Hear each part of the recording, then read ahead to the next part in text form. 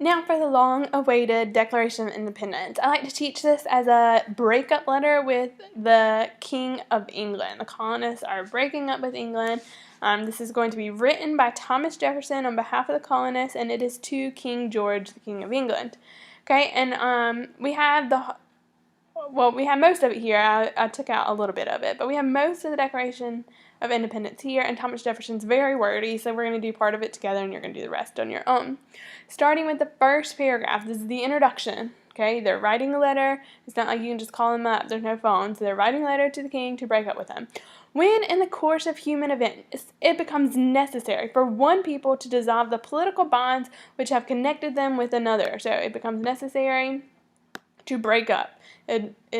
It's needed for one person to break up with the other person, and to assume that among the powers of the earth the separate and equal station to which the laws of nature and of nature's God entitle them, a decent respect to the opinions of mankind, so basically is the decent thing to do, requires that they should declare the causes which impel them to separate.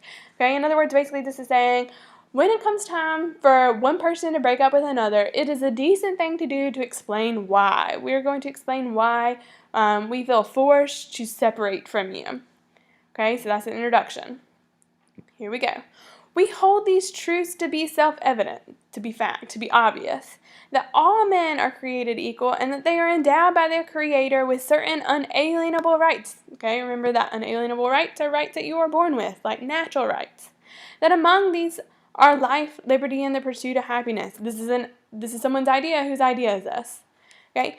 That to secure these rights, governments are instituted among men. We create government. So to protect these rights of life, liberty, and pursuit of happiness, these unalienable rights, that governments are created among people, deriving their powers from the consent of the governed, meaning governments are created by the people with the permission of the people, that whenever any form of government becomes destructive to these ends, okay, whenever the government stops securing these rights, they're destructive, okay, it is the right of the people to alter or abolish it being the government. So it is the right of the people to abolish the government and to institute a new government, to create a new government. So basically it's saying that we have these natural rights, life, liberty, and pursuit of happiness, and that to protect these rights, we've got to create governments.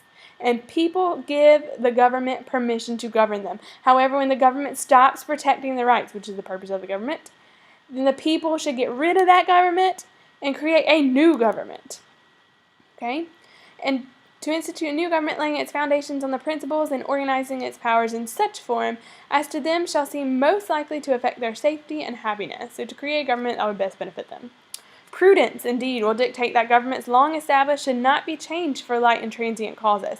Okay, so this isn't a wishy-washy issue. This isn't like just what's the flavor of the month, I want a new boyfriend kind of thing. Okay, prudence says that government should be long-term. Okay, and you shouldn't just change them because you didn't agree with something little that they did. Okay, little factors. And accordingly, all experience have shown that mankind are more disposed to suffer while evils are sufferable than to right themselves by abolishing the forms to which they are accustomed. But when a long train of abuses and usurpations, pursuing invariably the same object, evinces a design to reduce them under absolute despotism, it is their right, it is their duty, to throw off such government. So a long train of abuses, so if it's just light and transient causes, little things, don't get rid of the government. You can't break up for little things. Okay, but when it's a long train of abuses, it is their right, the people's right, not just their right, but their duty, to throw off such a government and to provide a new guard for their future security. Okay, we're breaking up. Here's why. We are born with certain rights. We created a government to protect these rights. The government is not protecting these rights, so it is our right and our duty to get rid of this government. This is not something light and transient. This isn't something that's going to go away. This is a long train of abuses. Okay, such has been the patient sufferance of these colonies, and such is now the necessity which constrains them to alter their former systems of government. The history of the present King of Great Britain is a history of repeated injuries and usurpations, all having the direct object the establishment of absolute tyranny over the states. To prove this, let these facts be submitted to a candid world. Okay, they're about to list all of the not transient causes, the long train of abuses. Okay, that have that show that the king has been a tyrant. Okay, so here's a long list. He being the king. He has refused his assent to laws of the wholesome and necessary public good. He has forbidden his governors to pass laws of immediate pressing importance unless suspended in operation till his assent should be obtained. The governors can't pass laws unless they have his permission. Okay? He has refused to pass other laws for the accommodation of large district of people unless the people would relinquish the right of representation in the legislature. Okay? And it keeps going. There's a long, long list. And eventually, they get tired of saying he. So he has. And they're like, forget the he. We'll just start saying, for quartering large bodies of troops among us, for protecting them, for cutting off our trade, for imposing taxes, for depriving us, in many cases, the benefits of a trial by jury. Okay? And it goes on and on and on.